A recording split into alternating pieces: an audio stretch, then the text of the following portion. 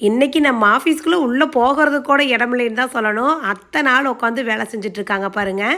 எட்டாளு வேலையை சிட்டாளு செய்யுன்னு சொல்லுவாங்க இல்லைங்களா, அதே போல் தான் வீட்டில் இருக்கிற அத்தனை சிட்டாலும் கம்பெனிக்கு வந்தாச்சு ஹெல்ப் பண்ணி கொடுக்குறேன்னு. சுட்டி குட்டீஸ் எல்லாம் தான் ஹெல்ப் பண்ணி கொடுக்குறாங்கன்னா, நம்மளால் பாருங்கள் எங்கே படுத்துருக்குறாருன்னு நல்லா நிழலான ஒரு இடம் பிடிச்சி போய் படுத்துக்கிட்டாரு.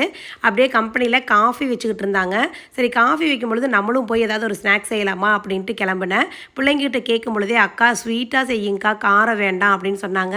சரி, நமக்கு தெரிஞ்ச ஸ்வீட் என்னங்க சீக்கிரம் செய்கிறது, இனிப்பு கச்சாயம் தான், டக்குன்னு செய்யலாம் அப்படின்ட்டு அப்படியே இனிப்பு கச்சாயம் செய்கிறதுக்கு ஸ்டார்ட் பண்ணிட்டேன். 1/2 கிலோ கோதுமை மாவு, 1/4 கிலோ சர்க்கரை, 1/4 கிலோ ரவை, ஒரு பிஞ்ச் அளவுக்கு ஏலக்காய் தூள், ஒரு பிஞ்ச் அளவுக்கு உப்பு சேர்த்து நல்லா மிக்ஸ் பண்ணிவிட்டு தண்ணி சேர்த்து ஒரு 10 நிமிஷம் வச்சுருங்க.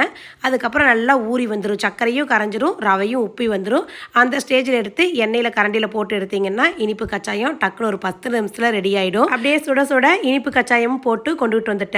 இந்த கச்சாயம் ஒரு 2-3 நாள் வரைக்கும் வெளியிலேயே வச்சு யூஸ் பண்ணலாம். டேஸ்ட்டும் நல்லாயிருக்கும். ஒரு 2 கச்சாயம் சாப்பிட்டாவே வயிறு வந்து பார்த்திங்கன்னா ஃபுல்லாக நம்பிடும். ஸ்நாக்ஸ் எல்லாம் சாப்பிட்டு முடிச்சுட்டு கம்பெனியில் வேலையெல்லாம் செஞ்சதுக்கப்புறம் சுட்டி குட்டீஸ் எல்லாம் கிணத்துக்கு போகலான்னு சொன்னாங்க. அப்படியே அவங்கள கூட்டிகிட்டு கிணத்துக்கும் வந்தாச்சு. ஒரு மாதத்துக்கு முன்னாடி கிணத்துக்குள்ளே இறங்குறதுக்கே பயந்துக்கிட்டு இருந்த ஆளுங்க இப்போ பாருங்கள் அப்படியே மேலேருந்து வாழா போடுறாங்க. அந்த அளவுக்கு பெரிய ஆள் ஆயிடுச்சுங்க, நீச்சல் அடித்து பழவிட்டாங்க. சாயந்தரம் நல்லா மழை பெய்ய ஆரம்பிச்சிருச்சு. உங்கள் ஊர்லேயும் மழை பெய்யுதான்னு கமெண்ட்டில் சொல்லுங்கள்.